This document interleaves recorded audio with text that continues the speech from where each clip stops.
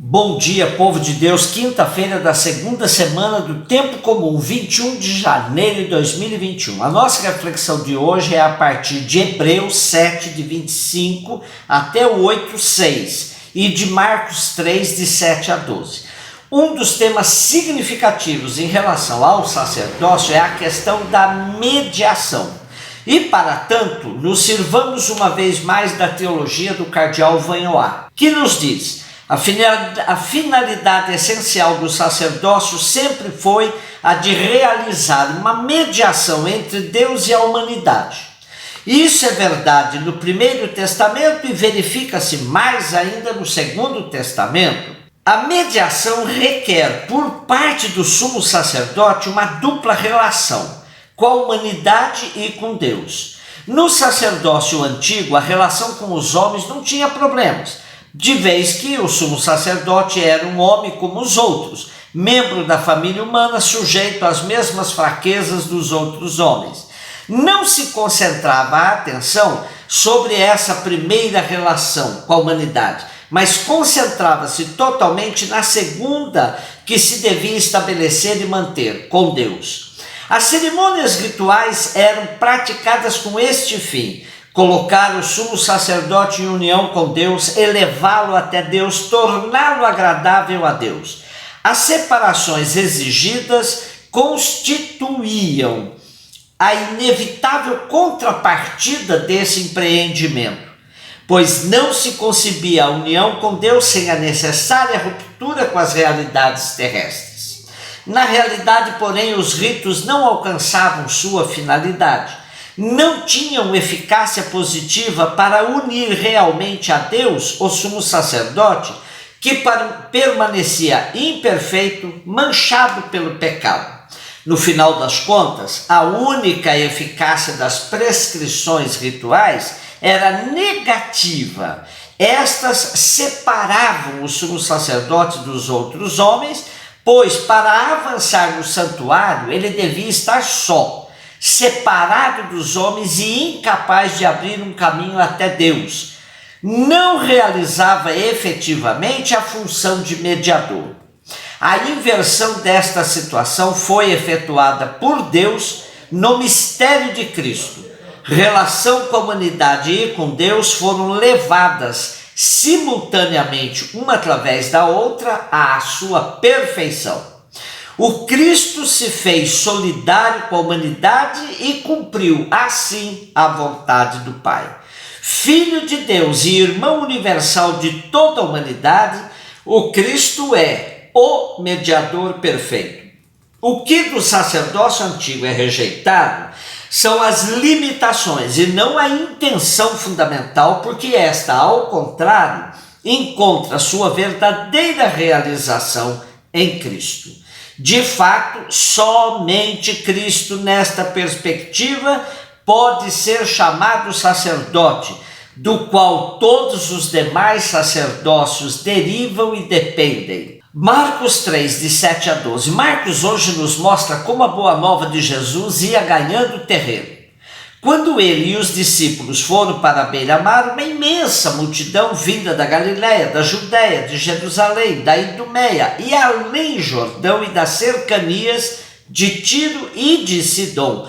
Uma grande multidão veio ter com ele ao ouvir dizer o que ele fazia.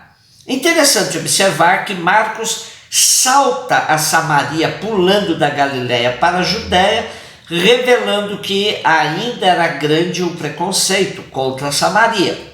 E diante da multidão, Jesus disse aos discípulos que lhe aprontassem um barco, a fim de não ser comprimido, pois tinha curado muita gente e por isso os que sofriam de enfermidades até se jogavam sobre ele para lhe tocarem. Interessante que hoje se recupera cada vez mais a prática do toque em processos terapêuticos. Trata-se de um procedimento praticado por profissionais de saúde em hospitais do mundo inteiro. A técnica é um tipo de cura que utiliza uma prática chamada de imposição das mãos para sentir o campo energético dos pacientes e interferir no progresso de doenças. Consiste em deixar as mãos distantes de 4 a 6 centímetros do corpo do paciente. Com isso, o terapeuta tem condições de fazer uma avaliação do campo energético e, em seguida, diagnosticar as alterações encontradas e promover relaxamento, reduzir a ansiedade e controlar a dor. São técnicas que encontram da parte dos fundamentalistas cristãos, católicos, muita resistência mas em nossas comunidades, que vivem muito mais próximas da vida do povo, essas técnicas também ganham terreno, fazendo bem a muita gente. O que não é conveniente é associar a prática do toque terapêutico a questões espirituais. É uma terapia de relaxamento e não de repouso no espírito, tão ao gosto de neopentecostais. Jesus curava com o toque e sabia que quando tocava uma força saía dele, como aconteceu com a cura da mulher que sofria de hemorragia, que o tocou sem que ele a visse. E por isso o texto diz: Jesus, tendo consciência da força que dele saíra, pergunta à multidão: quem tocou minhas roupas? Na verdade, são inúmeras curas praticadas por Jesus apenas com o toque. O toque de Jesus brota do seu amor pela humanidade e tem força de cura e salvação, sobretudo numa sociedade onde a religião oficial pregava que quem tocasse numa pessoa impura, ou seja, doente, ficava também impura. Com apenas um toque, Jesus resgatava a plena cidadania dos classificados impuros pela religião oficial da época. Talvez, neste tempo de pandemia, temos até aprendido um pouco mais o valor do toque, por estarmos impedidos de nos tocar, nos abraçar. A proximidade com os irmãos e irmãs também pode ter um poder terapêutico em nosso relacionamento. Nosso texto de hoje ainda termina com a manifestação dos espíritos malignos, que, ao ver Jesus, prostravam-se diante dele e gritavam: Tu és o Filho de Deus. Jesus, porém, proibia-lhes severamente que o dessem a conhecer. É sempre interessante refletir sobre esses espíritos maus, denominados geralmente por demônios, satanás ou diabo. Yves Wegener tem uma tese interessante. Ele diz: a compreensão dos demônios como espíritos exclusivamente rebeldes e contrários a Deus é fruto de um gradativo, mas demorado processo, em que o cristianismo assimilou ideias do Primeiro Testamento, dos gregos e do Antigo Oriente. Originalmente, no Primeiro Testamento, o Primeiro Testamento atribuía bênção e maldição unicamente a Deus. E os gregos concebiam os demônios como deuses ou espíritos inferiores, que tanto podiam agir para o bem ou para o mal. Portanto, foi somente aos poucos que surgiu a ideia de que aos demônios cabia somente ações predominantemente más, exclusivamente prejudiciais.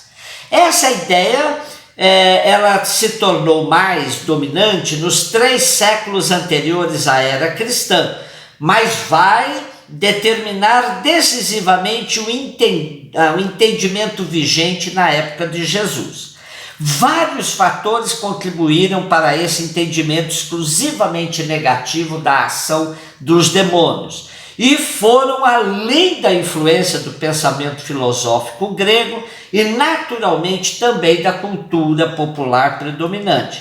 O cristianismo herdou e assumiu a demonologia como algo exclusivamente mal, negativo.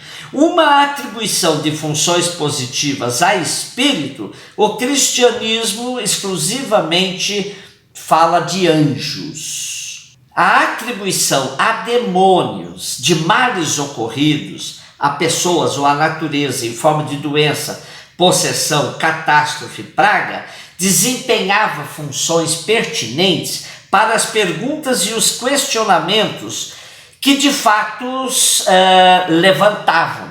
A principal delas é, sem dúvida, a contribuição que dava à pergunta que sempre se fazia, ou seja, a explicação que oferecia para a relação existente entre Deus e os males do mundo. Foi Deus que criou também os males? Portanto, vemos nos evangelhos e no texto de hoje em particular que esses seres malignos tinham conhecimento da divindade de Jesus, mas já estavam entregues ao mal. Assim entendemos melhor quando Jesus nos diz que nem todos os que clamam Senhor, Senhor, entrarão no reino dos céus, mas somente os que fazem a vontade do Pai que está nos céus. O que nos distancia dos demônios, então, não é a explicitação da fé, porque isso eles também fazem, Senhor, Tu és o Deus, mas sim o que nós fazemos de concreto, a nossa prática. Um beijo no seu coração.